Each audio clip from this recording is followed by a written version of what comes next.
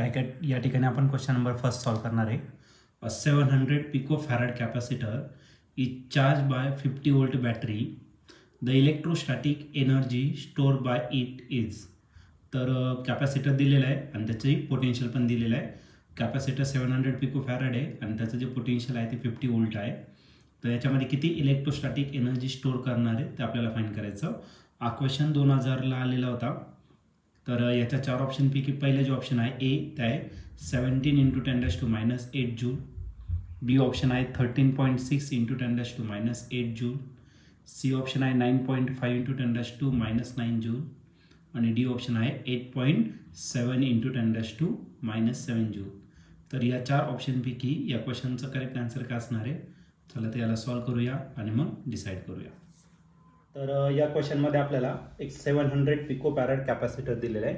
Capacitance of capacitor आपण represent करणार आहे सी ने आणि हा जो सी आहे तो किती दिला आहे तर तुम्हाला 700 पिकोफॅरड. आता हे पिकोफॅरडचं कन्वर्जन कशामध्ये करायचं आपल्याला फॅरडमध्ये 700 ॲज इट इज आणि पिकोफॅरड म्हणजे किती 10⁻⁻12 farad.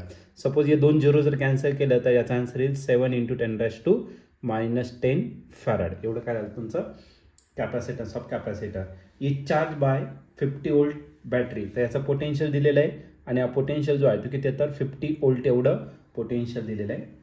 Electrostatic energy store by it. तर आपल्याला काय फाइंड करायचं इलेक्ट्रोस्टॅटिक एनर्जी स्टोअर फाइंड करायचं आहे. आता याचे फॉर्म्युले जर घेतले तर याचे फॉर्म्युले आहे पहिला आहे 1/2 CV². सेकंड फॉर्म्युला जर घेतला energy store in a capacitor तो आहे 1/2 Q²/C आणि लास्ट वन जर घेतला तर 1/2 Q × V. आता शेवटच्या दोन फॉर्म्युल्यामध्ये Q आणि C दिलेला आहे पण आपल्याला जो दिलेला आहे C आणि V म्हणजे आपण फर्स्ट एनर्जीचा फॉर्म्युला या ठिकाणी यूज करू शकतो. मग आपण जो फॉर्म्युला यूज करणार तो किती असेल 1/2 CV².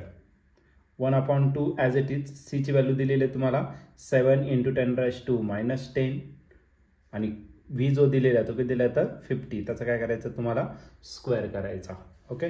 माझो इलेक्ट्रोस्टॅटिक एनर्जी आहे 1/2 as it is 7 as it is आणि 10⁻⁻10 ॲज इट इज.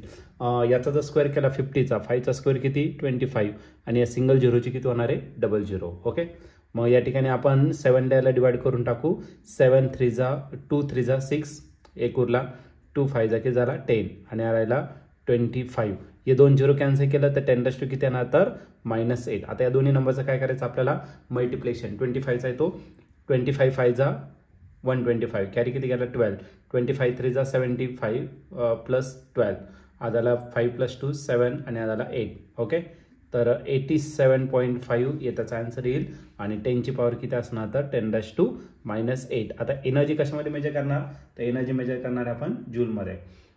पण तुम्हाला पॉईंट एका डिजिटमध्ये दिलेला आहे मग याला आपण 8.75 करणार आणि 10⁻⁸ जो आहे त्याचा करणार -7 जूल होणार. ठीक आहे. मग या ठिकाणी ऑप्शन जर बघितलं जर इलेक्ट्रोस्टॅटिक एनर्जीचं ऑप्शन नंबर डी या ठिकाणी मॅच होतोय आणि ऑप्शन डी म्हणजेच आपलं 8.7 × 10⁻⁷ जूल हे त्याचं काय असणार आहे आन्सर असेल म्हणजे ऑप्शन डी.